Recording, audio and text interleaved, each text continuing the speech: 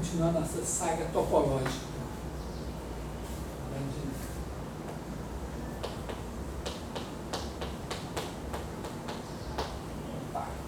Aí agora ele poderia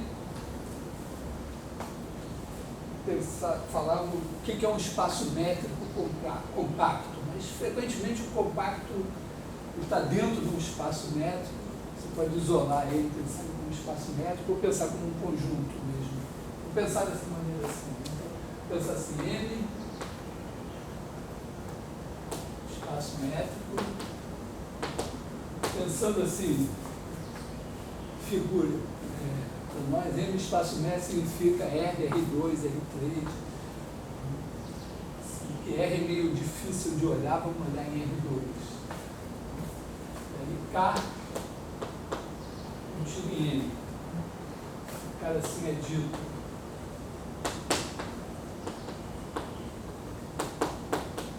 Compacto se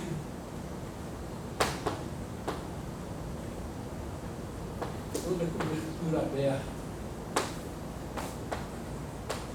de K tem subcobertura finita.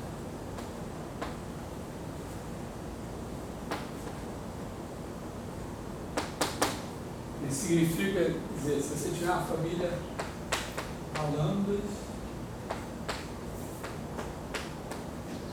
família de aberto, lambda aberto para cada lambda, em K contido na união dos amancas, só existe lambda 1, lambda n,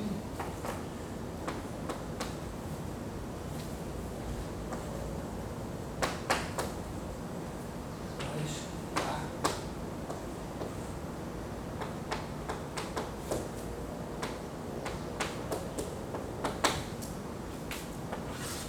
Claro que os lambdas originalmente não se chamam lambda 1, lambda 2, lambda 3, porque essa família não tem por que ser enumerável.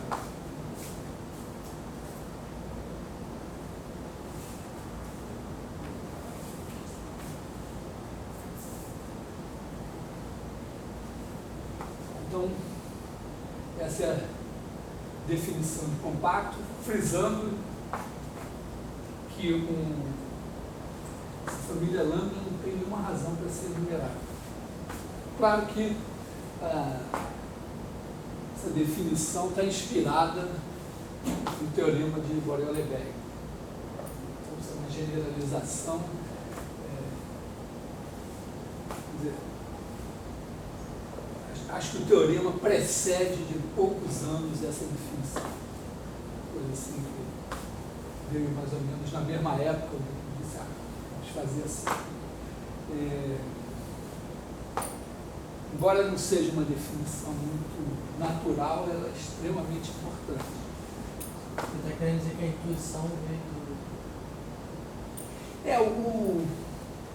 Eu não conheço exatamente a história, mas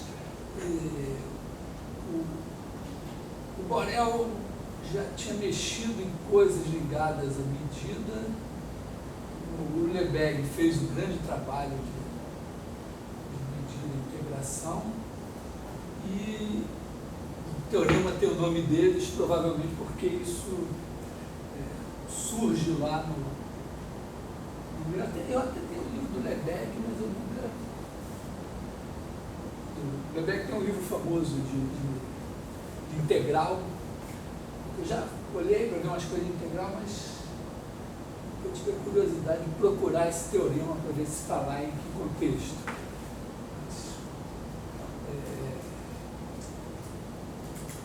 Surge, então, no começo, o livro do Lebesgue é de 1900.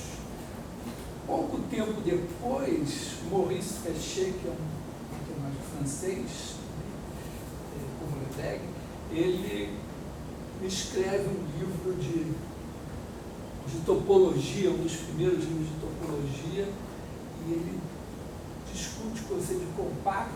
Se eu não me engano, o o Maurice Fréchet começa com a noção de compacto pelo Bolzano-Weierstrass, que é a noção mais natural. Toda sequência tem uma subsequência convergente. Essa definição de compacto, eu acho que ela vai demorar um tempo para se impor. Precisa, no mínimo, que você saia do contexto dos espaços métricos, revelar mais o seu valor. Mas ela é interessante pela sua simplicidade também. E, bom, primeira coisa, assim, óbvia, né, é a seguinte: imagina que K,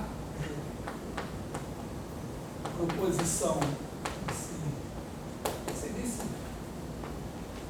não precisa nem proposição, já é demais. A gente chamou um acidente geográfico, observação, assim, se K é compacto e F é fechado e F contínuo em K, então F é compacto. Você vê aqui o K, está aqui o F, vamos dizer assim, todos os dois estão dentro de algum espaço M maior, que poderia ser o próprio K. Então, simplesmente, se você pegar uma cobertura, a lambda, uma cobertura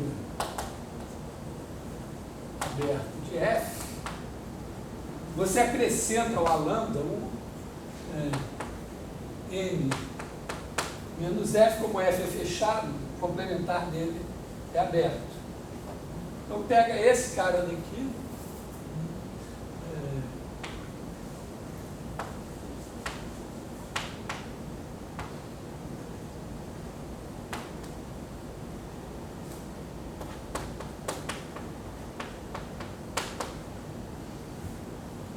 você acrescentou um aberto e agora você tem uma cobertura de K. Essa cobertura tem uma subcobertura finita. Você passou daqui, você tem cobertura de K. Esse cara daqui é aberto. Você tem uma cobertura aberta de K, pega uma subcobertura finita. Eventualmente, esse cara está na subcobertura finita. Mas se você jogar ele fora, você tem uma subcobertura finita de F, porque ele não tem nenhuma interseção com F.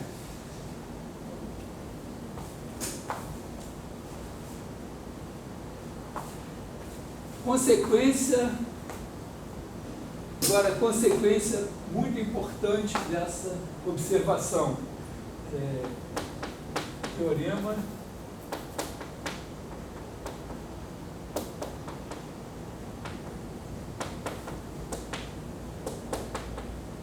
aliás, ainda vamos fazer uma outra observação, né?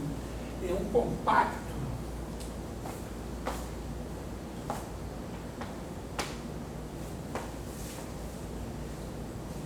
Eu acho que um compacto, será que ele poderia não ser fechado? Imagina assim. Ou será que é verdade que K compacto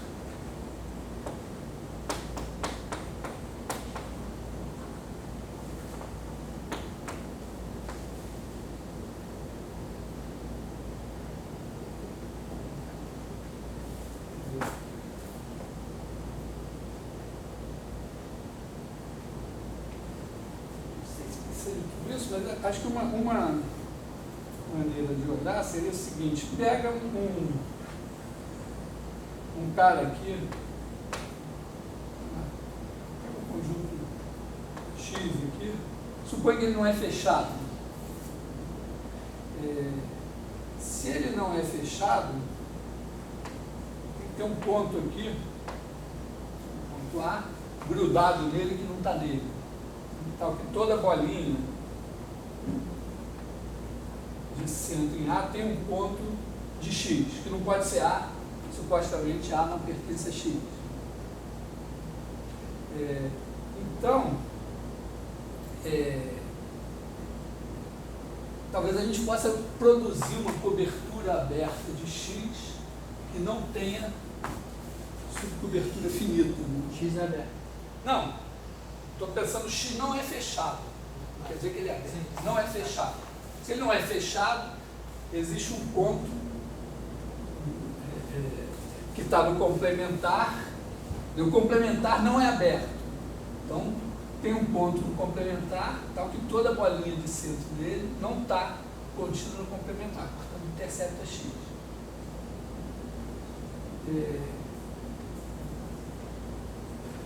Eu podia trocar as bolinhas abertas pelas bolinhas fechadas. Né? Vamos pegar as bolas. Vou pegar de raio sobre ele, ou qualquer. Imagina assim, as bolas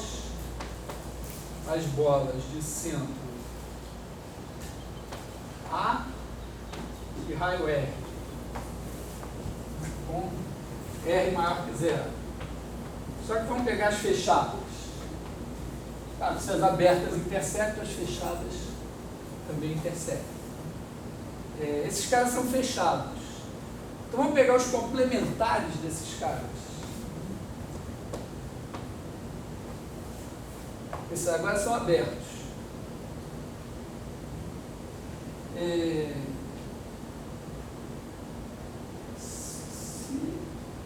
Tudo indica, deve ser verdade, né, que a união desses caras contém X. Porque a interseção das bolas de centro A e raio R vai ser só o A. Se você tiver um cara, tem aqui o A, tem aqui um B, essa distância é positiva, você pega uma bola de raio metade dessa distância, o B está fora. Então, todo cara que não é o A está fora de alguma dessas bolinhas. Então, vamos chamar esses caras aqui de AR.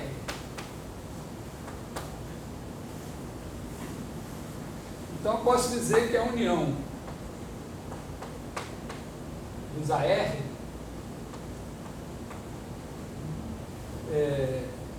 é igual ao nosso espaço M menos o A. Isso vale sempre.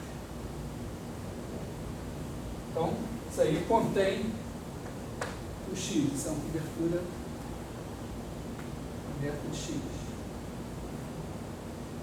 Só que se eu pegar uma subcobertura finita, vai ter um menor R.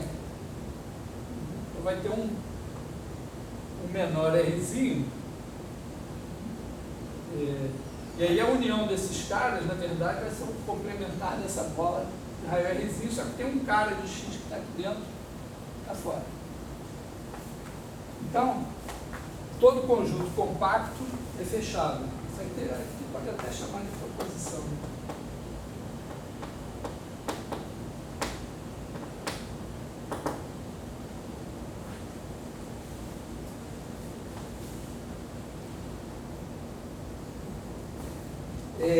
Então, aliás, isso é uma característica de compacto. O compacto, ele é tão fechado, se você botar ele dentro de qualquer espaço métrico, ele tem que ser fechado. Não é que... porque o conceito de fechado é um conceito relativo. Né? Ele é fechado em algum lugar. O compacto, ele é absolutamente fechado. Não adianta você aumentar o espaço, ou mudar, ou acrescentar. Não adianta. Ele é fechado. Tem como mudar isso. Bom, então, consequência disso é que, consequência dessas duas coisas, é a seguinte. Vamos chamar agora isso de teorema de Borel-Lebesgue.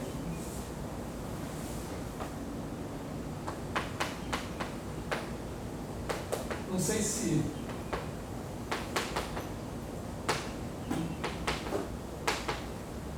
o Lebesgue fez isso tudo. Pode ser que algum italiano tenha feito uma parte do trabalho, mas ficou tudo no nome do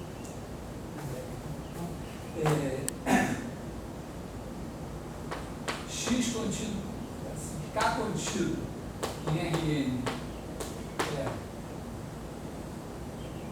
compacto, C somente C, K é fechado,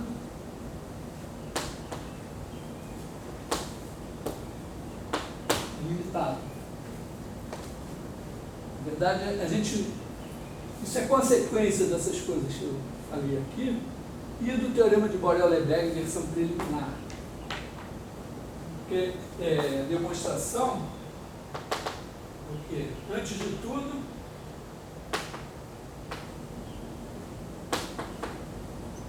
blocos fechados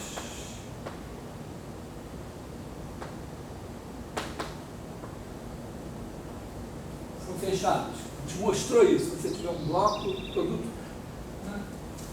produto cartesiano de intervalos é fechado.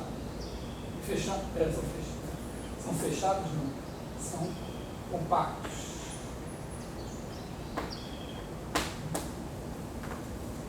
Foi a versão do teorema de Borel-Lebesgue que a gente demonstrou. Ele demonstrou primeiro que o intervalo era compacto e depois, se você tiver... Na verdade, eu fiz um produto cartesiano de dois intervalos, mas vale a mesma demonstração. Então, se você mostrar que um bloco fechado em Rn é compacto, aí você faz o produto cartesiano dele por mais um intervalo, e um bloco fechado em Rn mais um é compacto também. Então, temos isso. Agora, se você tiver K, bom, a gente já sabe que um compacto tem que ser fechado. Essa parte aqui, se ele é compacto, ele é fechado. Mas vamos mostrar K fechado e limitado. Então, se ele é fechado e limitado, ele está dentro do bloco. Então, existe bloco B, tal que K contido em B, bloco fechado. Está assim, bloco fechado. Então, esse cara é compacto, esse é um fechado contido nele. Então, B é compacto, incrível, K compacto. Essa observação aqui. Então, fechado, limitado é compacto. Bom, segunda parte, vamos supor que K é compacto. Bom, significa que K é fechado por essa proposição aqui. E, bom, ele tem que ser limitado pelo seguinte: senão você pega as bolas de centro na origem e raio R, R positivo, a união delas contém tudo. Mas se você pegar uma subcobertura finita, você vai parar num certo raio R. E aí, se o conjunto não é limitado, tem cara fora dessa bola.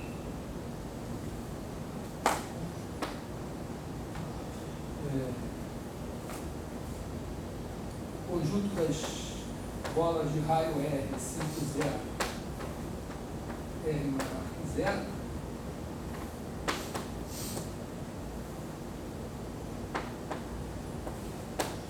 cobertura aberta de K. Subcobertura finita implica K limitado.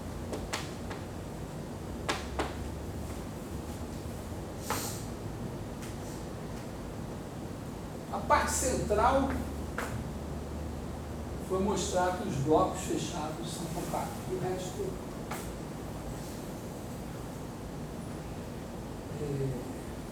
bom, tem um outro resultado também simples. É o seguinte: se você tiver uma função contínua,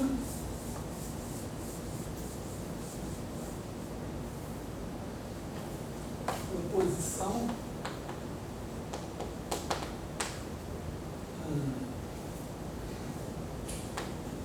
f de mn contínua k de m compacto.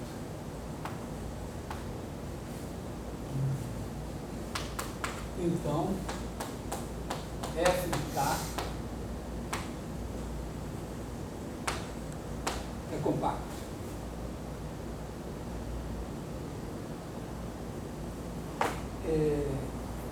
Essa mole, né? Você pega uma cobertura aqui, né? A lambda pertencente a lambda, cobertura de f de k, precisamos de uma subcobertura finita. Então, como a f é contínua, a gente sabe que a imagem inversa de aberto é aberto. Então, f menos 1 de a lambda, cobertura aberta,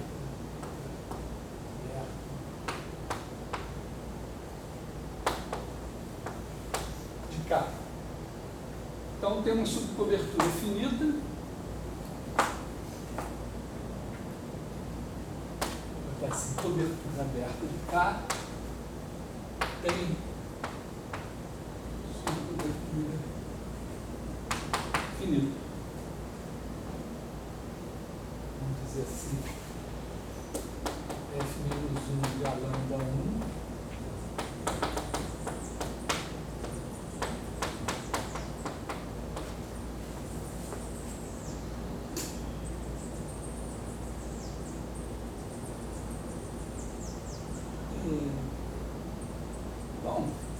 se esses caras cobrem K, as imagens cobrem F de K. Cobro F menos 1 de a lambda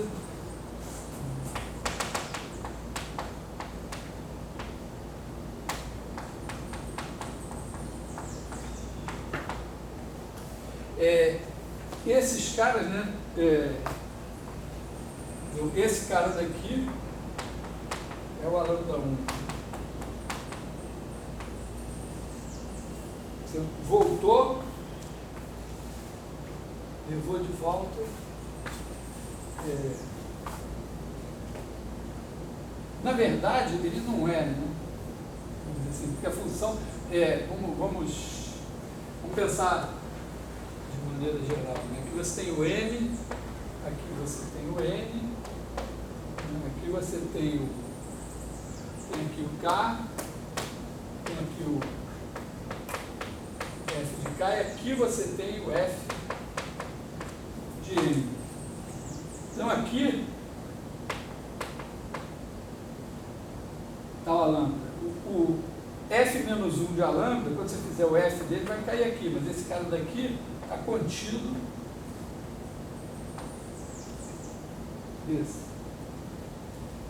Você pegou um conjunto, se a função não é sobrejetiva, você trouxe de volta pela imagem, pegou a imagem inversa. Quando você leva, você pode não recuperar o conjunto todo, porque podia ter uma parte fora da imagem. Tá? Esses caras daqui. Então, na verdade, né, esse aqui é a cobertura de K, de F de K, mais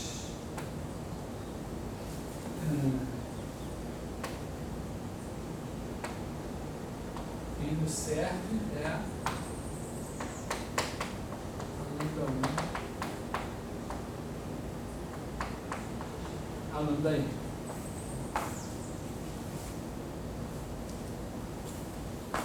Então, imagem de compacto é compacto.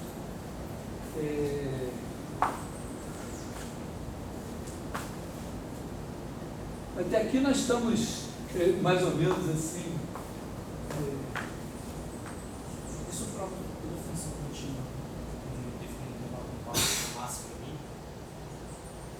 Sim, já prova isso. Eu ia deixar para daqui a pouco, eu ia provar mais alguma coisa, mas prova, né? Quer dizer, daqui, como consequência do teorema de Borel-Lebesgue,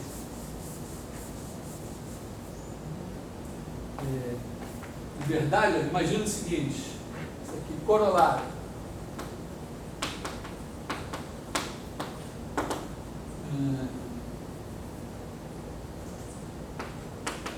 K compacto ou K continua espaço métrico e F de K em R contínuo.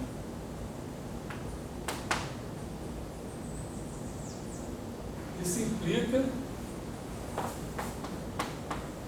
que F atinge em K seus valores máximo e mínimo. Tem uma elegância. Não, a gente demonstrou que toda função contínua no intervalo atinge seu máximo e seu mínimo. Agora nós estamos olhando num contexto bem maior. Com esse resultado aqui, a gente vê, bom, para atingir máximo e mínimo, se esse cara for compacto, beleza, né? Porque a imagem é um compacto, é fechado limitado. Então, tem supremo, tem ínfimo, como é fechado, supremo e ínfimo, então o conjunto atinge o máximo e mínimo.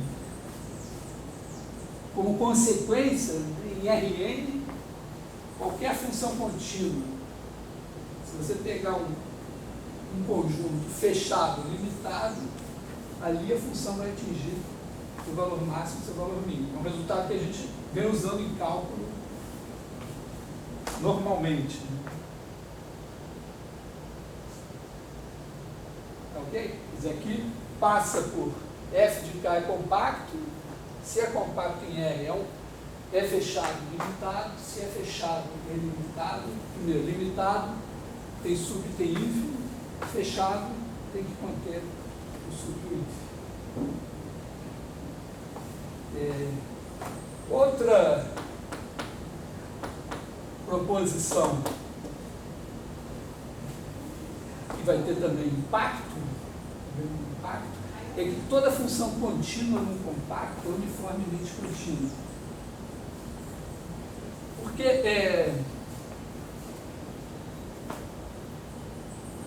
aqui a gente está usando o Borel-Lebesgue para poder concluir alguma coisa, porque até agora, né, eu estou mais ou menos vendendo um plano de operadora que dá a você o direito de ter vantagens dentro do plano da minha operadora, vantagens que você também não precisa.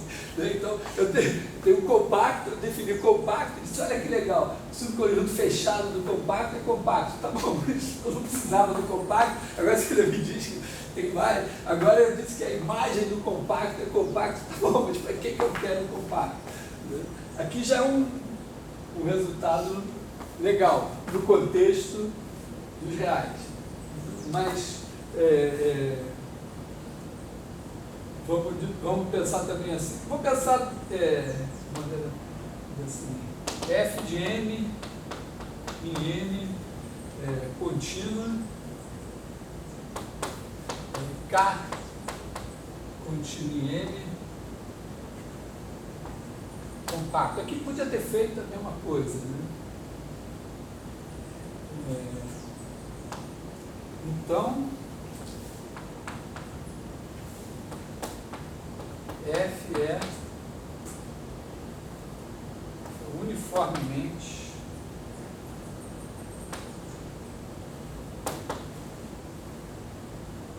contínuo, não pode ser em N, mas em K. Felipe, isso, o plano Levesque também funciona com um espaço mais qualquer. Não. Não necessariamente num espaço métrico qualquer, fechado e limitado é suficiente para ser compacto. Se você pegar um espaço, pega um espaço com produto interno de dimensão infinita, aí já não vai funcionar. Você vai ter, vamos dizer, a bola, vamos dizer, por exemplo, a bola fechada unitária já não vai ser um compacto. Mas se for de dimensão finita, certo. Porque aí se você tiver um espaço... É basicamente o RN.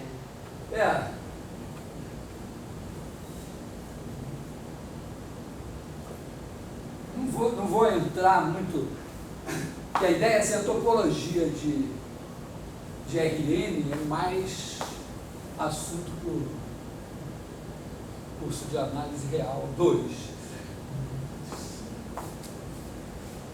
Fazendo umas coisas aqui para entender melhor coisas que estão acontecendo em R.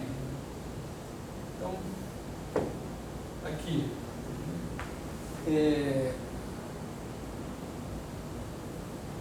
A ideia, vamos dizer, uniformemente contínuo é o quê? Significa que para todo epsilon maior que zero, existe delta maior que zero, tal que x e y pertencentes a k e a distância de x a y menor que delta implica a distância de f de x, f de y menor que epsilon. Isso é o que eu espero. A continuidade me diz que existe esse delta, mas é um delta para cada x. E aqui eu vou ter um delta para todo mundo. Então, a primeira coisa que eu sei é que tem um delta para cada x. E que esses deltas vão me dar uma cobertura de K. Claramente, né? Vou apagar o teorema de Borel-Beck.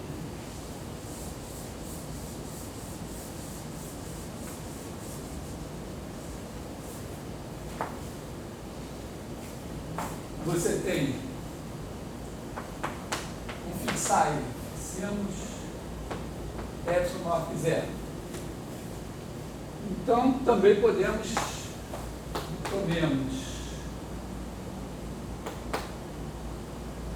para cada x pertencente a K, um delta x maior que zero, tal que distância de y a x menor que delta x implica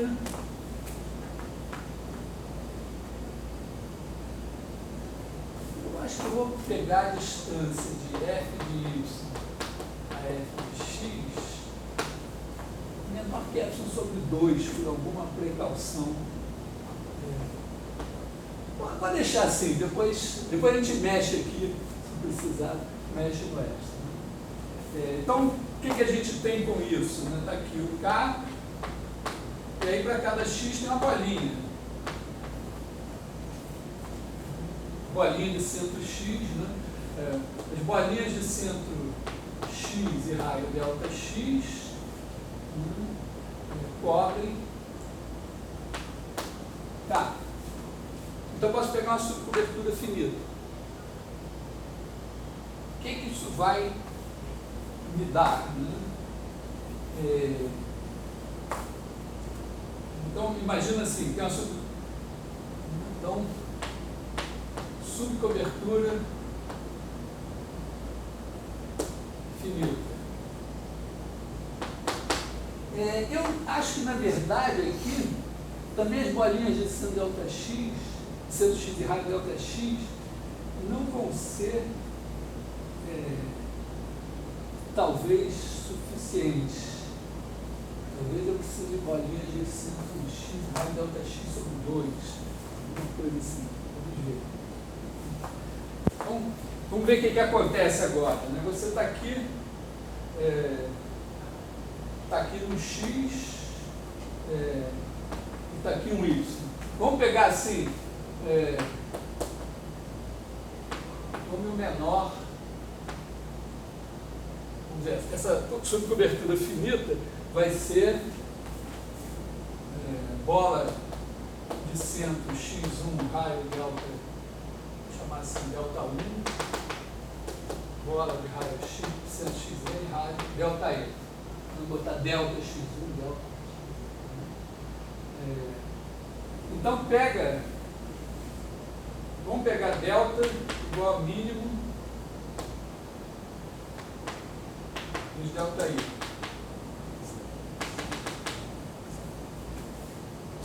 Então vamos ver, em princípio, está aqui, você tem um x, tem um y. O x está, vamos supor que essa distância aqui é menor que delta. O x está a uma certa distância também menor que delta, de um certo xi. Só que o y pode estar a distância menor que delta de outro cara. Então eu preciso que ele esteja a uma distância ainda aceitável do xi. Por quê? Porque aí, se aqui tiver uma distância aceitável, que me garante que f de y menos f de x é menor que alguma coisa, eu posso fazer o seguinte, na distância, eu quero estimar isso aqui, distância de f de x a f de y. A única coisa que eu sei fazer é estimar pela desigualdade triangular. Então eu sei que isso vai ser menor ou igual que a distância de f de x a f de xi, mais a distância de f de xi a f de y. Aí esse aqui vai ser menor que epsilon, esse aqui vai ser menor que epsilon. Eu vou ter 2 epsilon. Então está claro aqui que eu já preciso de epsilon sobre 2.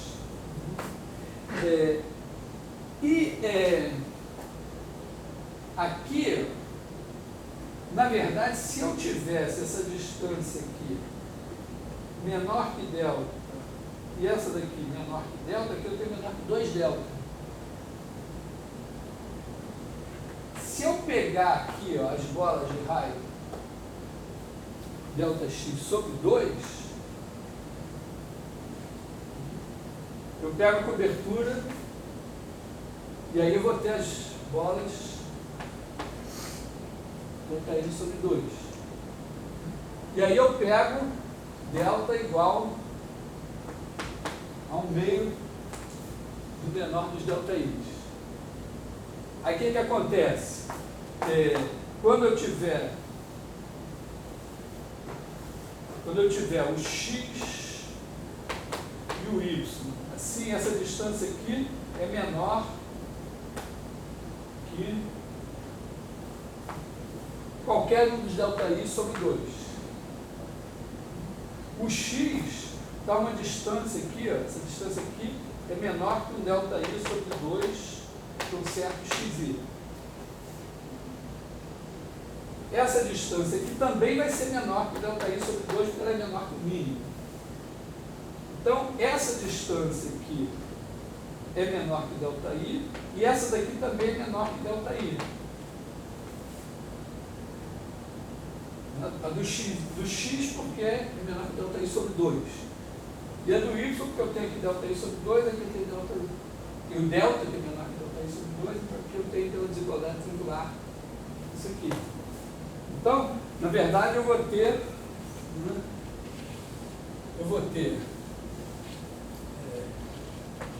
distância de x a y menor que delta, implica, primeiro, distância de x a xi,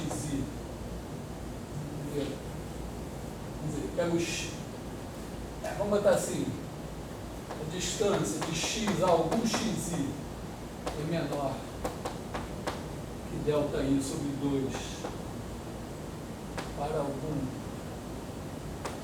xi, e a distância de x x a y é menor que ΔY sobre 2 para todo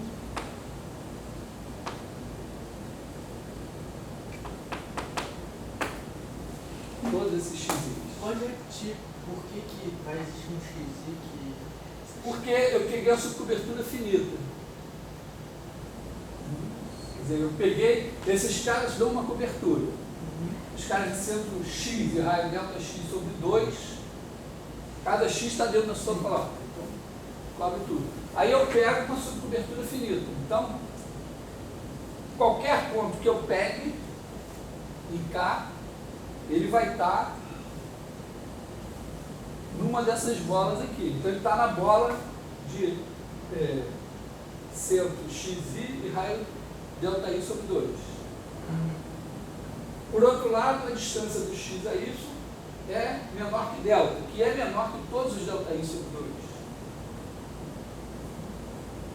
Então a distância de y a xi é menor que ΔI. O que é suficiente para garantir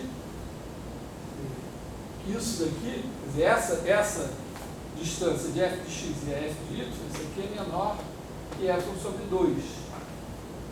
E essa daqui, pelo mesmo motivo, é menor que f sobre 2.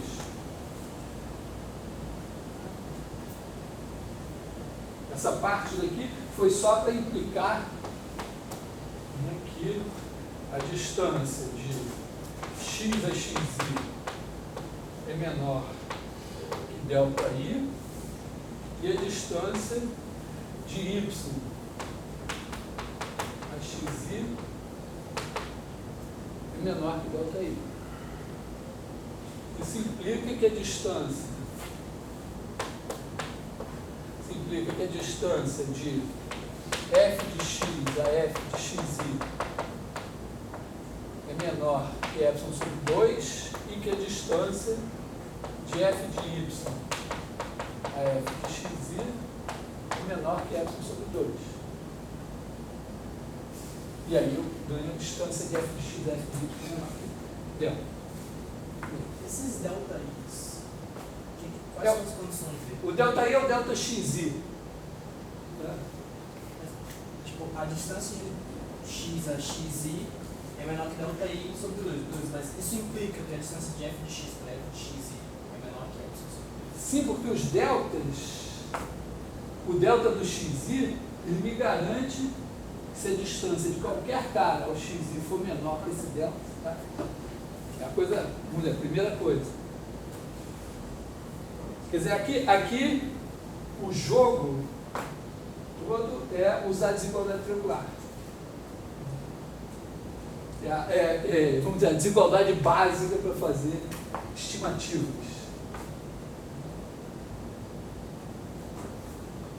Tá legal? Quer dizer, a gente precisou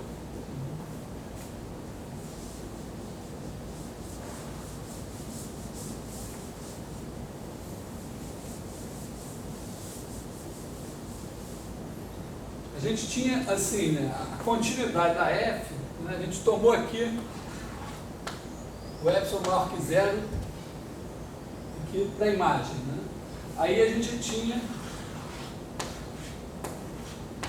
aqui no K, para cada cara eu tenho uma bolinha. Tá aqui, vamos dizer, está aqui o x, está aqui o f de x. Se o cara estiver aqui dentro dessa bolinha, a imagem estaria a distância menor que epsilon. Mas aqui eu já posso dizer, ó, primeiro eu vou pegar as bolas, tal que essa distância aqui seja menor que epsilon sobre 2. Eu tenho uma margem de manobra. Eu diria assim, qualquer demonstração desse tipo em análise, você pode tomar todos os epsilon menores, esse epsilon tão menor que epsilon sobre 1000. Também lá nos deltas, depois, se você precisar, você toma tudo menor que epsilon sobre 1000, porque você nunca vai somar 1000 parcelas. Então, na verdade, às vezes pode ser em Rn, e o n pode ser maior que 1000, e você tem que dividir por 2 elevado a n, alguma coisa assim. de quantas parcelas você vai somar, mas é uma coisa desse tipo. Então, toma o epsilon sobre 2 aqui, que foi uma garantia. E aqui também, ó, as bolas de raio delta cobrem, mas você pode pegar aqui delta sobre 2. Você sabe que o delta garante epsilon sobre 2 aqui. E aqui você pega delta sobre 2. Por que você pega delta sobre 2? Porque você vai ter um xi aqui, você vai ter um x, então que essa distância aqui é menor que delta sobre 2, delta xi sobre 2, e você vai ter um y que vai estar aqui, tal que essa distância aqui vai ser menor que um delta que é menor que esse. Então aí você vai garantir só que essa distância aqui é menor que 2 vezes isso aqui, que esse mais esse. Você tem aqui xi, aqui você tem delta xi sobre 2, aí aqui você tem y, aqui você tem delta, que é menor que delta xi sobre 2, então aqui você tem menor que o delta xi. Aí o delta xi vai garantir o quê? Vai garantir que do lado de cá, aqui em cima... Mas o delta é o mínimo... É o mínimo dos delta xi, do delta xi sobre 2.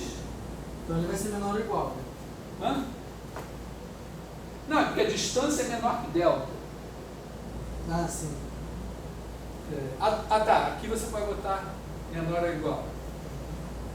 Esse aqui é menor que delta e menor ou igual que esse.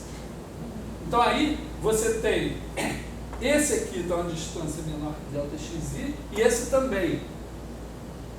Então se você olhar para cá, você tem o f de xi, aí você tem o f de x e tem o f de y. Embora aqui, vamos dizer, eles estão muito mais próximos do que parece necessário, mas sabe lá, esse negócio pode ter feito isso. Então aqui, você sabe que essa distância aqui é menor que epsilon sobre 2, essa aqui é menor que epsilon sobre 2, e aí essa é menor que epsilon.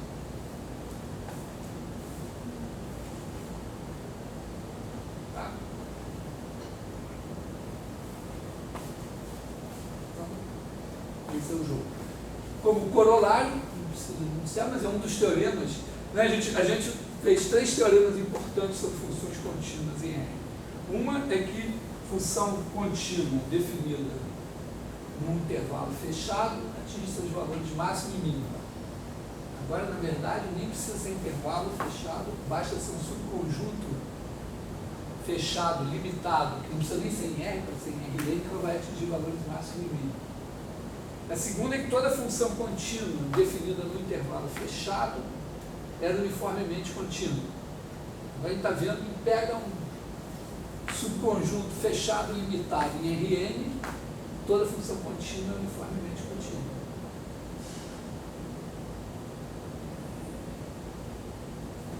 São 2 resultados interessantes.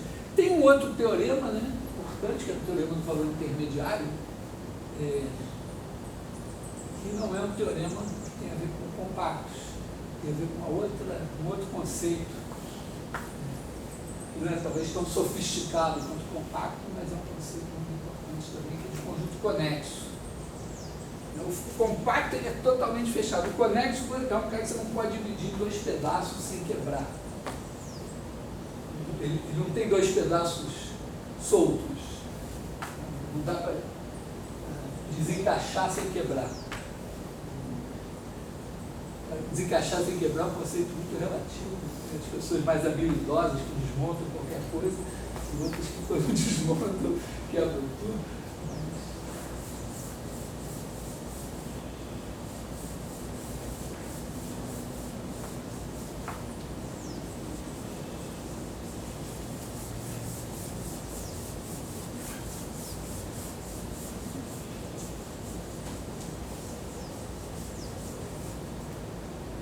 Então vamos falar de conexos.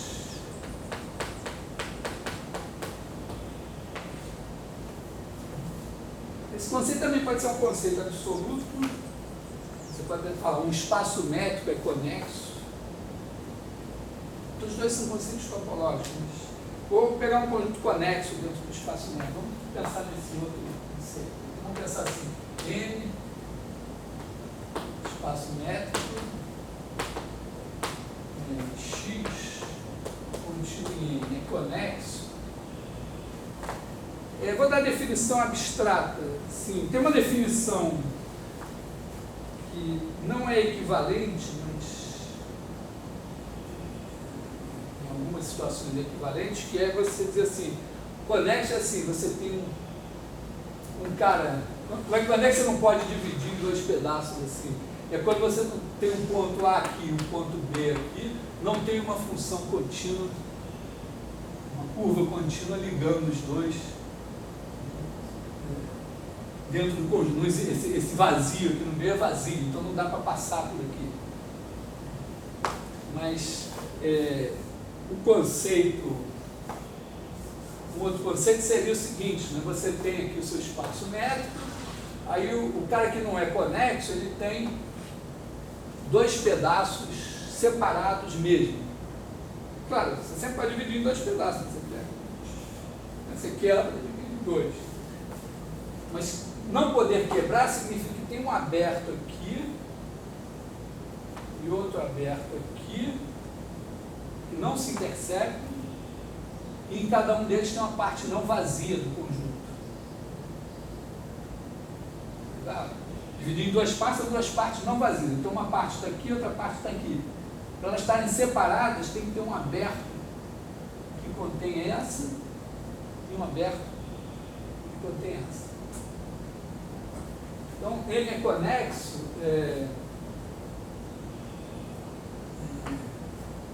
se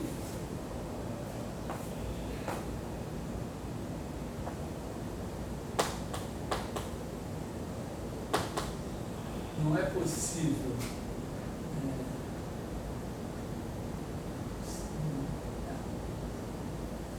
não existe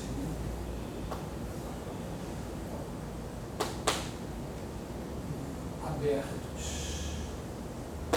disjuntos,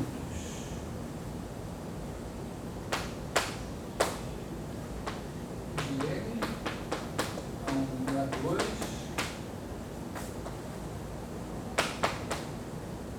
tais que X contínuo na união,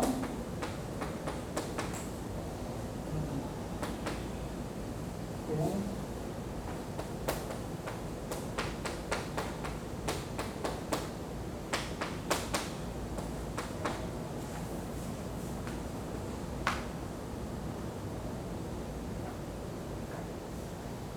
se você pensasse o próprio X como um espaço métrico, a definição elegante seria que os únicos caras que são abertos e fechados em X são o próprio X e o vazio. Se você pensasse em esquecer, não tem nenhum espaço fora. O X é o meu espaço todo. Então teria que ter um aberto aqui, outro aberto aqui, e aí esse cara é aberto. Na verdade, esse aberto aqui também não tem nada fora do X, significaria que esse seria aberto e esse seria aberto. E aí você teria dois, esse aberto e o complementar dele é fechado. Esse aberto e o complementar dele é fechado. Então os dois seriam abertos e fechados. Os únicos caras, num conjunto conexo, os únicos caras abertos e fechados tem que ser então ele todo e o vazio.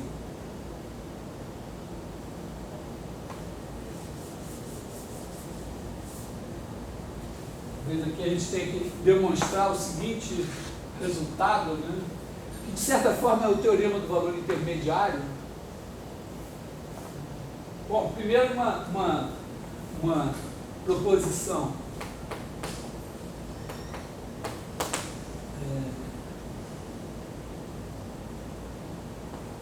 F de M em N contínua, X contínuo em N conexo, implica que F de X conexo. Na verdade, isso é essência da continuidade. Né? A continuidade não pode separar alguma coisa que não estava separada. Como é que é a demonstração? Né? Se você pegar, digamos que você tenha B1 e B2 abertos em N,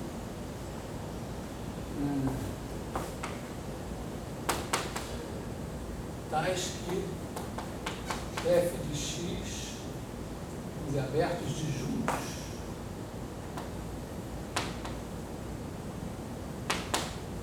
tais que f de x contido em B1 união B2.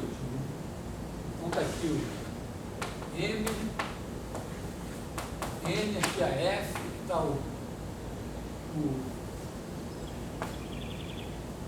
digamos assim,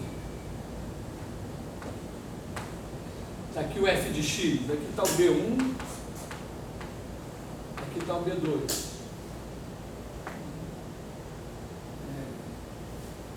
Bom, se eles são abertos disjuntos, é claro que A1 igual a F menos de B1,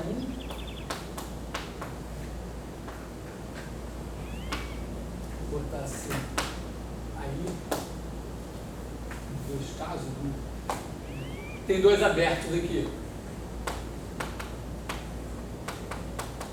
Bom, já que eles são disjuntos, claro, né? Claro. Se eles se interceptarem, tem um cara que está em A1, a imagem dele está em B1. O mesmo cara está em A2, a imagem está em B2, aí esses caras se interceptariam. Então, A1 exceção A2 é igual a vazio, pois B1 exceção B2 igual a vazio e F de contido em B1, F de A2 contido em B2.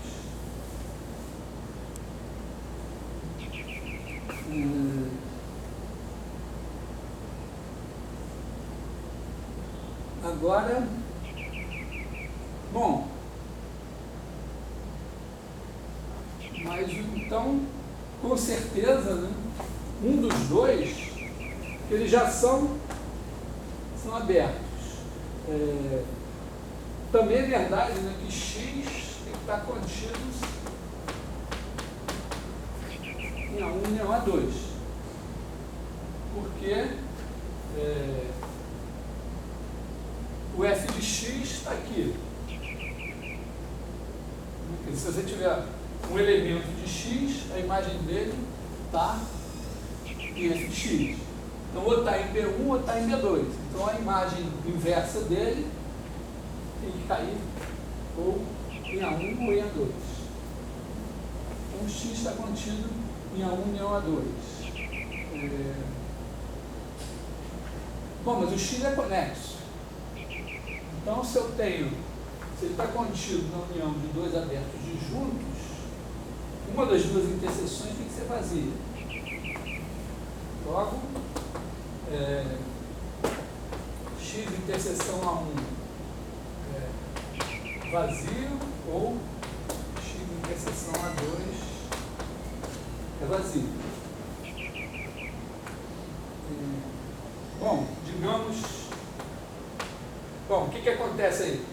Se x interseção A1 for vazio... A sua definição assume que a intenção dos dois tem que ser vazia. Não existe. Tá? Não existe. Então, se eu tiver essa condição satisfeita e essa também, então essa daqui não pode estar satisfeita. Então, Se essa aqui for satisfeita, uma das duas aqui tem que falhar. Então, vamos ver.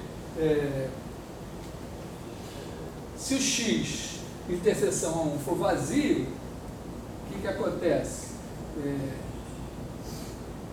Não tem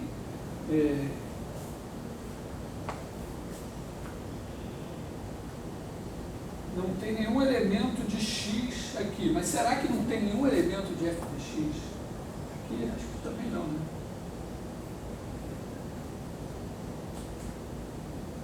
Mas será que não poderia dizer?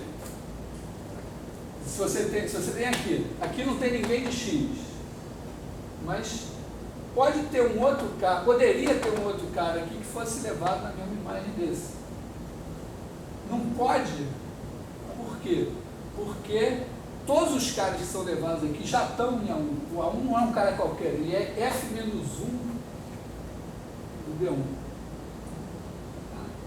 Então, quer dizer, se x interseção A1 x interseção AI igual a vazio, implica que f de x interseção BI igual a vazio, pois aí igual a f a menos 1 do BI. E se tiver um cara aqui nessa interseção, ele está no x, e se você tiver um cara aqui, então significa que dá um y aqui, significa que você tem um x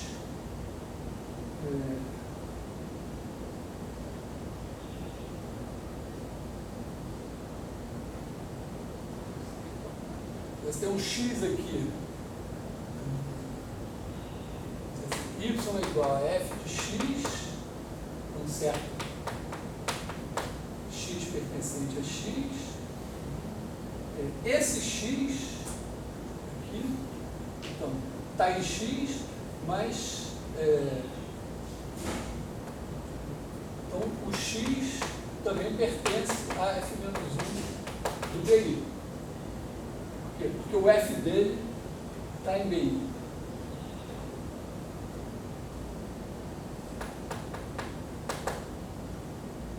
Primeiro o y está em f de x. Então tem um x aqui y igual a f de x. Por outro lado, o y está em BI. Então f menos 1 de y, o x que está em f menos 1 de y está em f menos 1 de BI. Então esse mesmo x está em x e está em f menos 1 de BI, que é igual a i.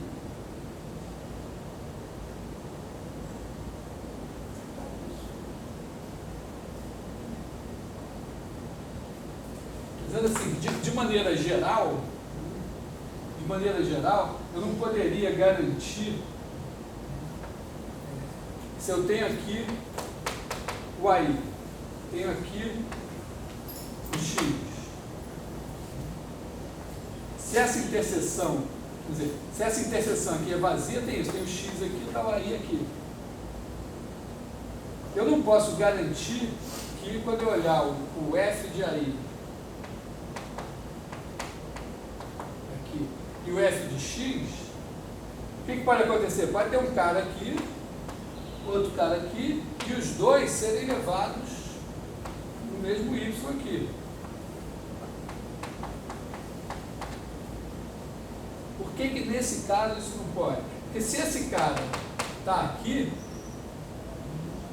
se esse cara aqui, se Y aqui é F do X aqui, esse X aqui, esse X que eu peguei, está em X.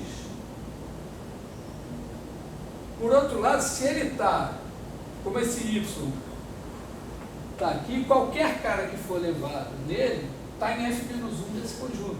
Então, está em F. Esse cara daqui não é um cara qualquer, ele é o F-1 desse conjunto. Então, o BI aqui não é o F do AI. O AI é que é o F-1 do BI.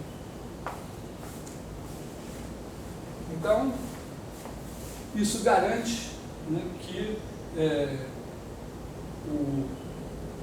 como um desses dois tem que ser vazio, o f de x interseção um dos dois, B1 e B2, tem que ser vazio. Tem a imagem de conexo e conexo.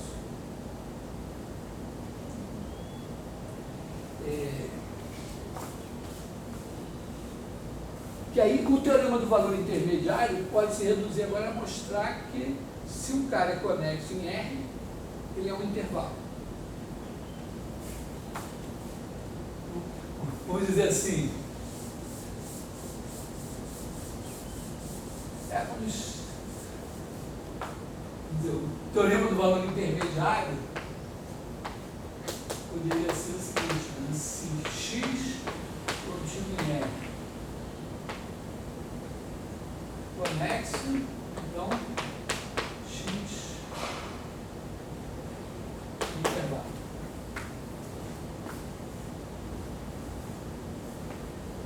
Porque aí, toda vez que eu tiver função contínua definida no intervalo, ele é conexo. A imagem é conexo, então é um intervalo. E aí acabou. Mas repara que é mais, né? Porque, na verdade, olha, se você tiver um conexo em qualquer espaço que não seja R, a imagem vai ser conexo. Isso é um poder bastante grande. Vou comentar isso aqui, só para observar, vamos demonstrar isso aqui. Né?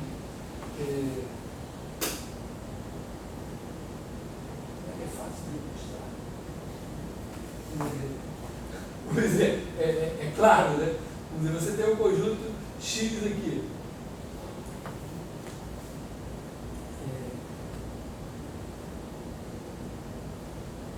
Digamos que você tenha um ponto X aqui e um Y aqui, os dois contínuos em X. Imagina que tem um ponto no meio, um Z, entre X e Y, que não está em X. Então, claro, tem um aberto aqui, ó, Z infinito, e outro aberto aqui, menos infinito Z. Se o Z não está em X, a união desses dois é R menos o Z. Se o Z não está em X, isso aqui cobre meu ponto X. E o X vai estar em um, o Y vai estar em outro. Tá? Então, a definição, repara que é legal essa definição, o intervalo serve nessa hora. Né? O intervalo é um cara que, dados os dois pontos dele, qualquer um no meio, entre os dois, tem que estar conjunto. Então a gente tem o seguinte corolário, né?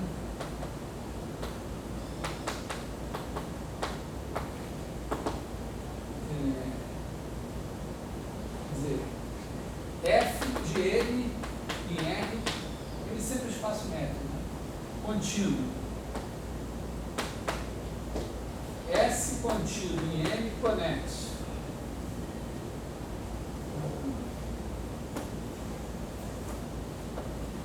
Se existem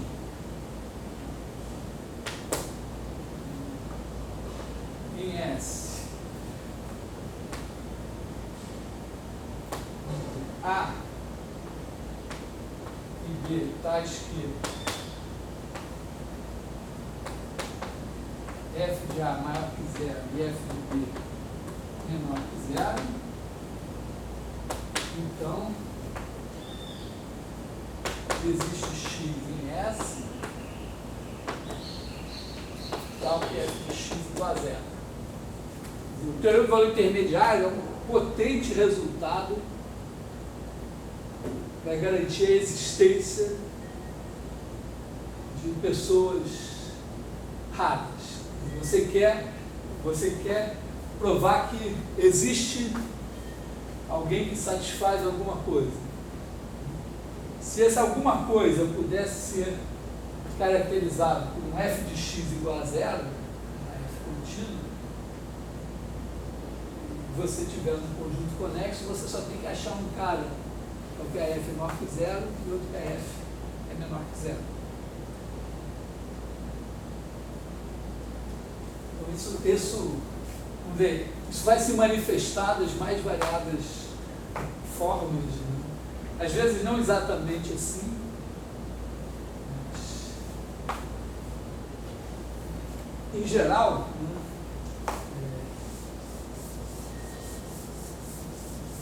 isso pode se manifestar da seguinte maneira, né?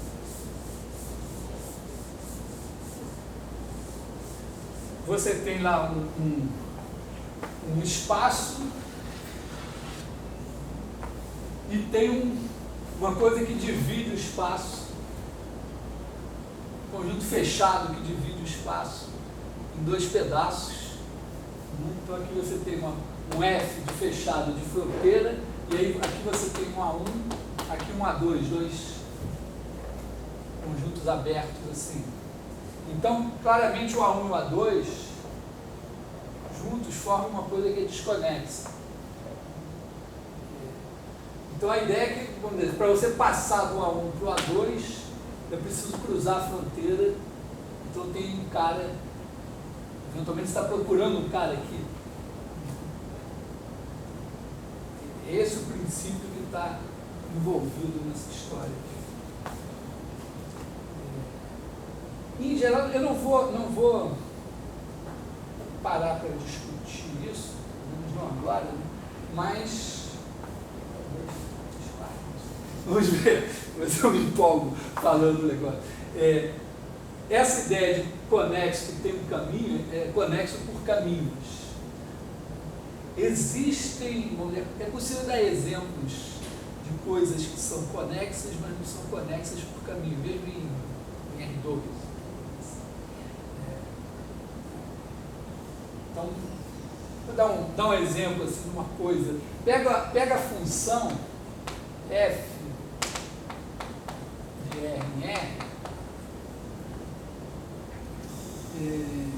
vamos dizer, de R menos o zero, em R, que cada dela x em seno de 1 sobre x, ou cosseno de 1 sobre x. Aliás, seno não, cosseno. Cosseno de 1 sobre x.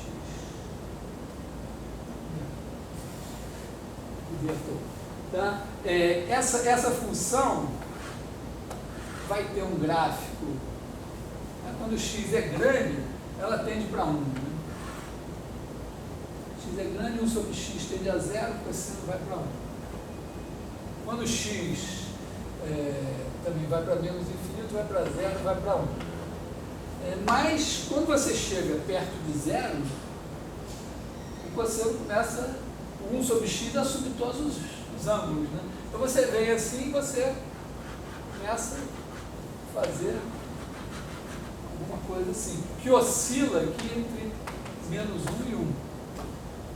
E atinge o valor 1, o valor menos 1. Só que no 0 ela não está definida. Então, se você olhar para o gráfico dessa função, claramente ele tem um pedaço do lado de cá e um pedaço do lado de cá.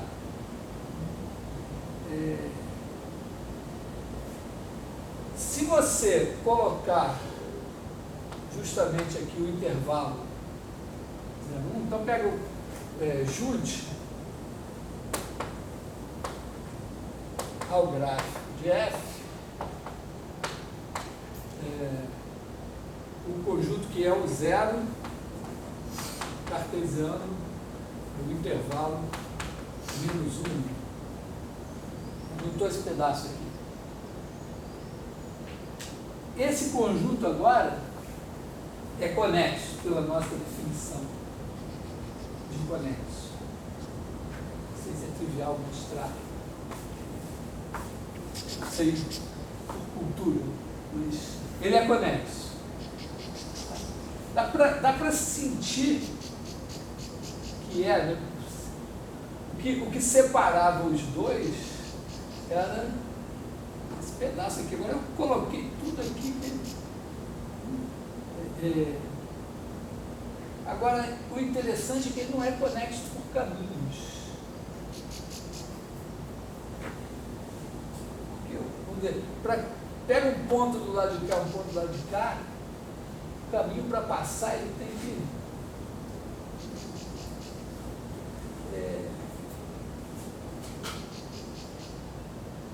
vir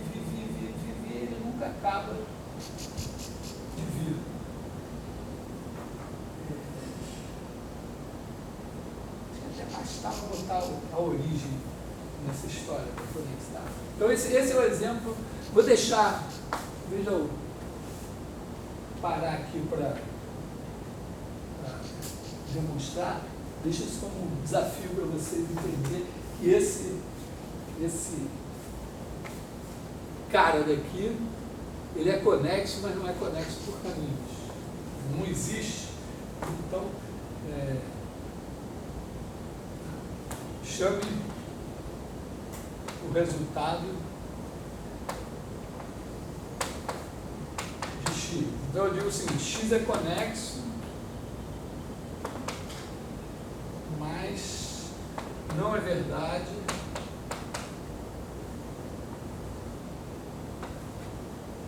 que para todo par x1 e x2 em x existe uma função, assim, x0, x1, existe uma f de 0, c de 0 em x contínua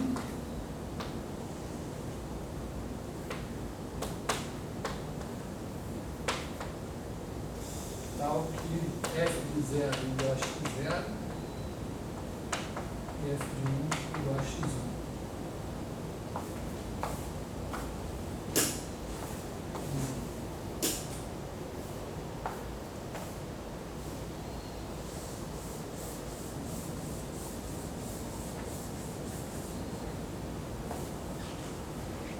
Um consolo em relação a isso. Em Rn, mas na verdade em espaços vetoriais normados, completos, em Rn, todo aberto, conexo, é conexo por caminhos.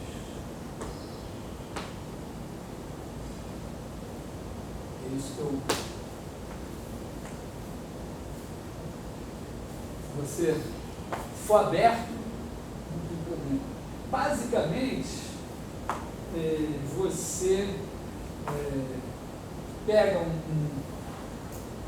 aberto conexo, a ideia é mostrar o seguinte: você pega um ponto do aberto e pega todos os caras que podem ser conectados a ele por um caminho.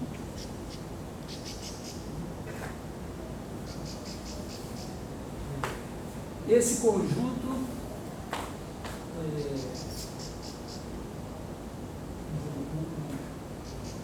complementar dele é aberto. Se um cara, é o mesmo princípio para mostrar as duas coisas. Se um cara não tiver nesse conjunto, tem uma bolinha que o conjunto é aberto. Então tem uma bolinha que está toda contida no conjunto A. A é o conjunto. Então pega um cara aqui que não pode ser conectado a esse. Então pega uma bolinha em A. Todo elemento dessa bolinha não pode ser conectado a esse por um caminho. Se você chegar até aqui por um caminho, você emenda um segmento. Então, o complementar é aberto. Então, vamos dizer, se o complementar não for vazio, o conjunto já não é conexo. Como é? Agora, ao mesmo tempo esse cara, outra parte que eu falei, é o seguinte: os caras que podem ser conectados a esse por um caminho também formam um conjunto aberto. Porque se eu pegar um cara aqui e eu conectar até ele, qualquer cara da bolinha, depois eu conecto. Sim. Então, moral da história: todos os caras que podem ser conectados a esse cara aqui formam um conjunto aberto dentro de A. O complementar dele em A também é um aberto. Então eu estaria, se esse conjunto dos caras, todos os caras que podem ser conectados a esse, não fosse todo mundo, se os que não podem ser conectados a ele fosse não vazio, eu estaria separando A em dois abertos disjuntos não vazios. Isso eu ter deixado para vocês pensarem. Então, tem coisas interessantes a explorar na topologia de RN e de outros caras. Essa viagem nos permitiu, basicamente, com esses conceitos de compacto, conexo, revisitar os resultados de teorema de valor intermediário, teorema de máximo e mínimo, continuidade uniforme, e ver que eles são, vamos dizer, casos particulares em R de resultados mais gerais. Bom, acho que a gente podia voltar. Bom, uma coisa que eu não destaquei, né, mas vou para a topologia, quando você tem abertos, a união de dois abertos é um aberto, mas na verdade a união qualquer de abertos é um aberto. Se você tem, junta um monte de abertos, bom, você pegar um cara na união, ele está em algum. Se ele está em algum, a bolinha de centro dele raia alguma coisa, está nesse algum, então está na união. A união de abertos é aberto. Consequentemente, a interseção de fechados é fechado. Fechado é o complementar do aberto. Então, a união qualquer de abertos é aberta, a interseção qualquer de fechados é fechado. Não é verdade que a união qualquer de fechados seja fechado. A interseção de dois abertos é aberta. Porque você tem um cara aqui, tem outro cara aqui. Pegou um cara da interseção, tem uma bolinha que está contida nesse de cá. Tem outra bolinha que está contida nesse de cá. Pegar o menor dos dois raios, ela vai estar contida nos outros. Mas você não vai poder fazer isso para infinitos, porque o menor de todos os raios de infinitos não vai dar certo. Então, a interseção qualquer de abertos não necessariamente é um aberto. Por exemplo, pega um ponto, as bolinhas de centro desse ponto, raio R, vai dar interseção só ponto. Da mesma forma, a união de fechados, se cada ponto é fechado, a união de todos os pontos pode ser fechada.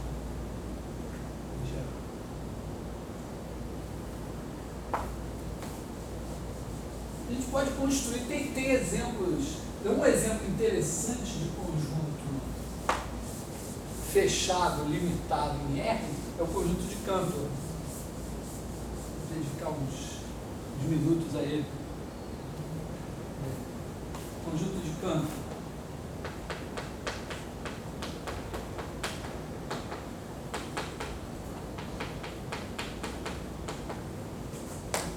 O conjunto de Cantor você pega um intervalo fechado, aí você tira o terço central. Você tirou o terço central, você tinha um fechado, tirou um aberto, continua um fechado. Aí sobraram dois fechados. Aí você tira o terço central dos dois, ficam 4 fechados. E aí você tem uma coleção, você tem Fn, N pertencente a N, que cada um é obtido anterior, então Fn mais 1 está sempre contido em Fn, só que eles são todos fechados. E aí, se você pegar a interseção dos Fn's, um conjunto, vamos chamar de K, conjunto de Cantor. Bom, tudo bem, uma interseção de fechados encaixantes, mas será que ela pode ser vazia? repara, não é uma interseção, o diâmetro não está tendendo a zero. Né?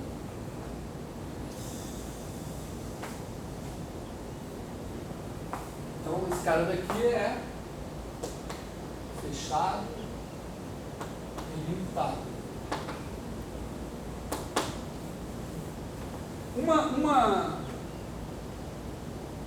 Não vou dar isso como demonstração, mas uma coisa que dá para a gente entender quão grande é esse conjunto ainda. Bom, quão grande e quão pequeno. Né? Quão pequeno. K é pequeno. Olha só, aqui tinha tamanho 1. Aí eu tiro 1/3. Medida de K. Bom, eu tinha 1, aí eu tirei 1/3. Fiquei com 2/3. Só que eu tirei 1/3 de cada um desses 2/3. Então eu tirei 2/9. Aí eu fiquei com 4/9.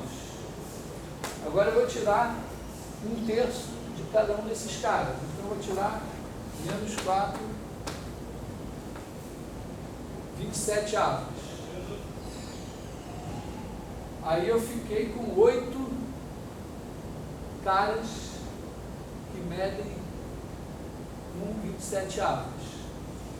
Aí eu vou tirar os terços. Então eu vou tirar 8 sobre 81.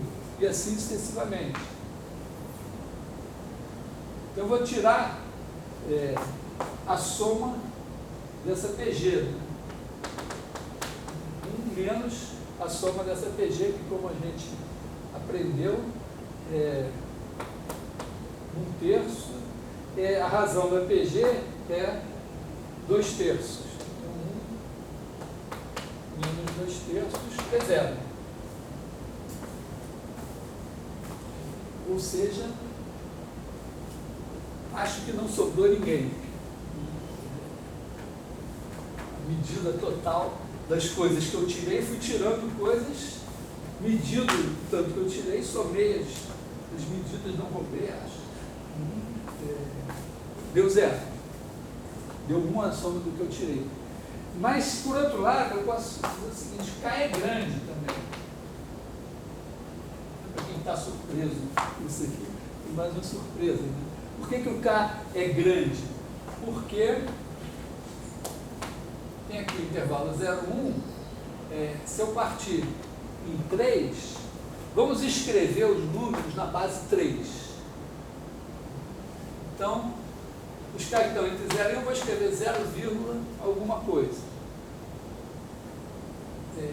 Vamos escrever o seguinte: os caras que eu tirei aqui, ó, esses caras são os caras da forma 0,1, 0,0, porque esse aqui é o 0,1, esse aqui é o 0,2, na base 3. Então todo mundo que está aqui não chegou em 0,1, é 0,0 alguma coisa. Esses caras aqui são 0,1 alguma coisa. Aí até que chega aqui no 0,2, são 0,2 alguma coisa. Então quando eu tirei esses caras daqui, significa que aqui só entra o algarismo 0 ou o algarismo 2. Nessa casa decimal aqui. Nessa casa decimal não.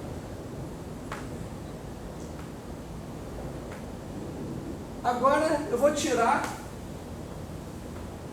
esse terço e esse terço. Ora, esse cara daqui é o 0,01 e esse aqui é o 0,02. E esse aqui é o 0,21 e esse é o 0,22. 0,21, 0,22. E aí o que acontece? Ó? Daqui são os caras que são 0,20. E daqui são os caras 0,21, mas esses caras estão fora. E aqui são os caras 0,22. Aqui são os caras 0,01. Aqui são 0,02 estão fora e aqui o 0,02 coisa. Então, se você observar bem, o que a gente está fazendo é construir números em que só entram na base 3 os algarismos 0 e 2. Não posso usar o algarismo 1. Até poderia, vamos dizer, se eu disser assim, esse cara aqui é o 0,1, né? Estou roubando um pouco, mas na verdade o 0,1 é igual a 0,022222 toda a vida. Né? Ele é, isso aqui é 1/3, isso aqui é 2 nonos mais 2/27,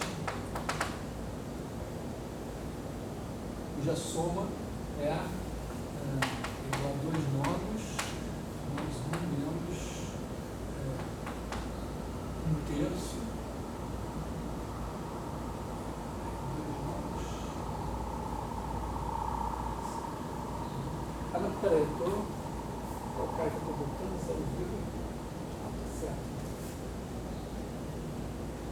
2 nonos mais 2/27. Ah, então 2 nonos menos 1/3. Então é igual a 2 nonos sobre 2/3, que é igual a 1/3. Então, eu excluo os caras que terminam em 1 dessa maneira. Então,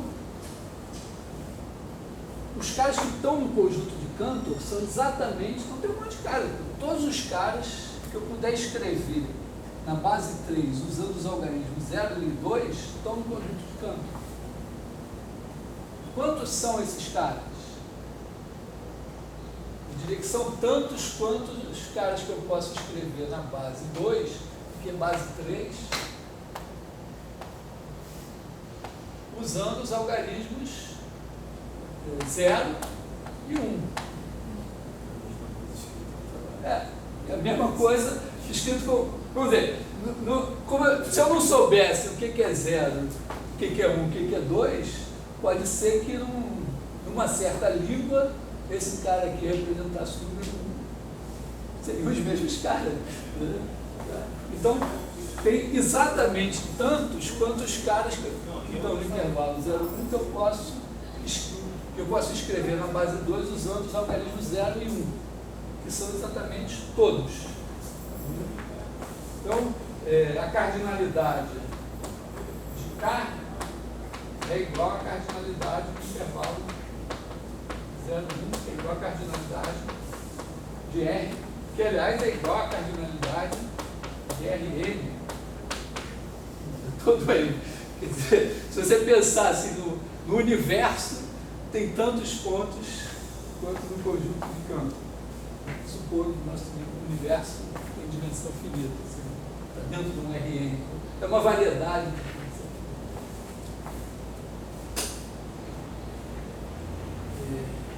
É um conjunto legal, né? Ao mesmo tempo ele é totalmente desconexo. Né? Tem muitos pedaços. Então também é um bom exercício, vamos dizer, formalizar um pouco melhor essa coisa aqui. Dá para fazer variantes, é claro, a gente pode eventualmente precisar de uma variante de conjunto de Cantor que não tenha medida nula. É só você fazer a soma dessa TG aqui não ser 1. Você tira um pedaço aqui, depois tira 2 pedaços aqui no meio. Você sempre pode pegar o o intervalo, o ponto central, tira o intervalinho de um certo tamanho. Vamos dizer, aqui é um tamanho A1. Aí você tira dois caras de tamanho A2 sobre 2, de centro aqui no meio. Depois você tira 4 pedaços de tamanho A3 sobre 4, de tal maneira que A1 mais A2 mais A3 mais todo mundo seja igual a um certo número A que você estipulou previamente. Então, você pode fazer um conjunto de Cantor, assim como o conjunto de Cantor tem medida nula, você pode fazer um conjunto de Cantor de medida arbitrariamente próxima de 1. Vai ser igualzinho do ponto de vista topológico. Você pode fazer uma bijeção entre eles. Começa com A qualquer, série de dispositivos. E aí dá para ver, muito bom também fazer, dá para fazer uma bijeção aqui. É mais fácil fazer a bijeção do complementar, né? Você pega cada... Será que dá para fazer bijeção mesmo? Pelo menos o complementar, está claro que dá. Você pega cada intervalo que você tirou, você bota em bijeção do intervalo que você tirou aqui.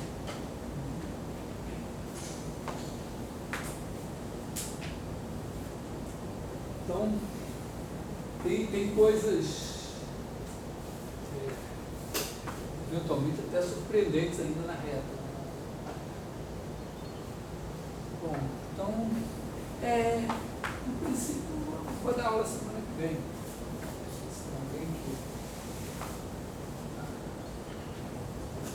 Na jornada, eu estou gravando isso.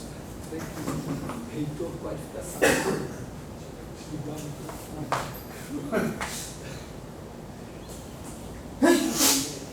Pode ser que eu tenho um problema que tem alunos de educação científica que apresentam o trabalho na quarta de manhã, com certeza que não vai ser, mas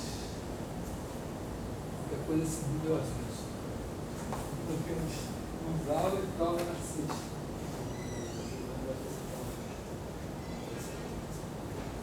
Ele tem 2 trabalhos para apresentar em salas próximas na mesma hora.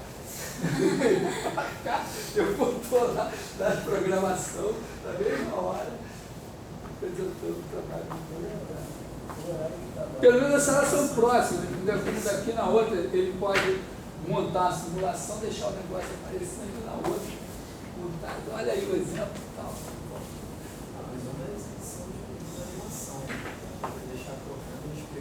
É o melhor que ele pode fazer, a menos que eles se compadeçam muito.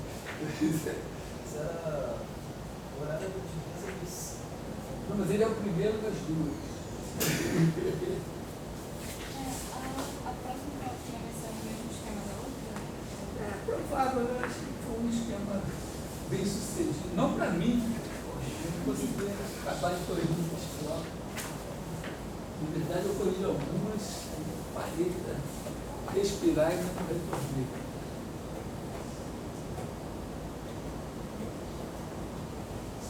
Isso. Hã? Não, só tem que falar uma véspera. Possivelmente ela já esteja pronta na minha cabeça, não sabe. Sabe como é que é? Deus tem essas coisas. Com certeza, Deus já sabe qual é a prova, então ela já está pronta. Esperemos que sim.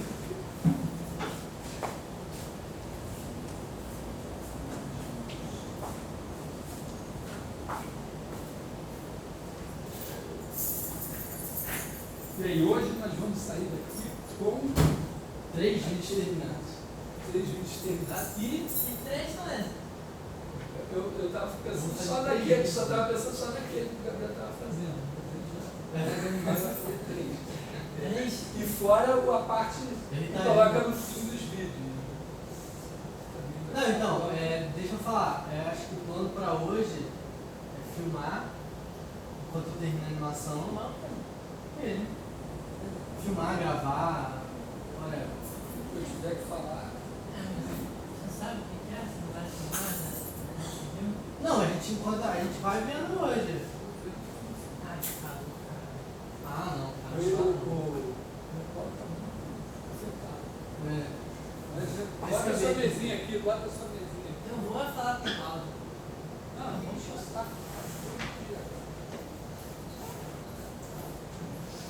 Eu vou botar a mesa ali, ó. Vou botar aqui dentro.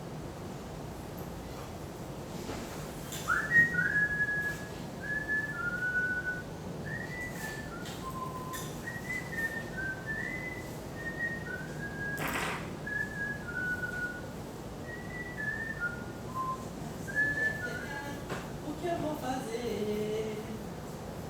O quê? Vou ficar ali na hall de entrada. Pô, aquele lá não tava ali, vou ficar ali igual um filho da mãe.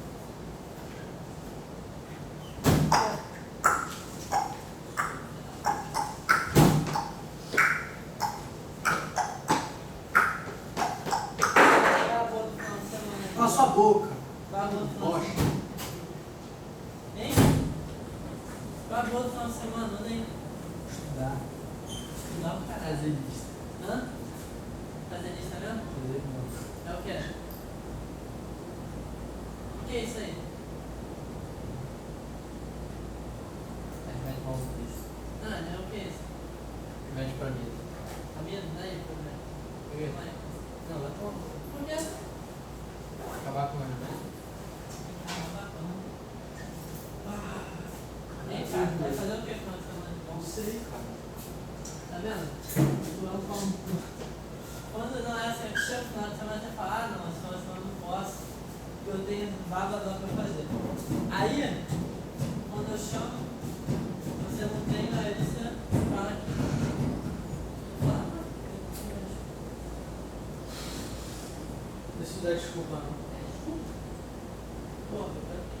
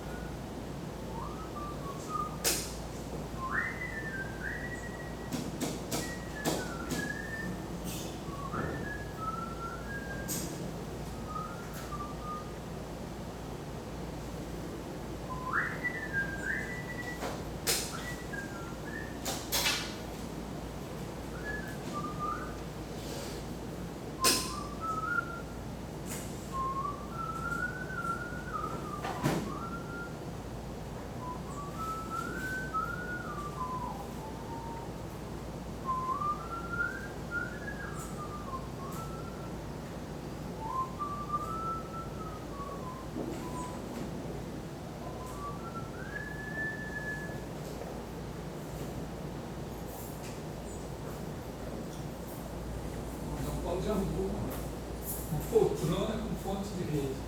Já roubei aqui o lugar dele. O problema é essa estação aí. O que tem? Pode começar a sofrer. Cara. Acho que não, tem refrigeração líquida. O Bernardo falou que não. Oi? Bernardo falou que não dá. Ah, eu acho que não, Felipe. Eu acho que essa refrigeração líquida aqui toma. Dá pra ficar dois ali. Pô, então vamos levar esse computador pra lá. Não, leva. Ué, quer usar isso aí? Leva um pequeno e usa. Leva, nunca que não quer fazer isso não? Você é louco.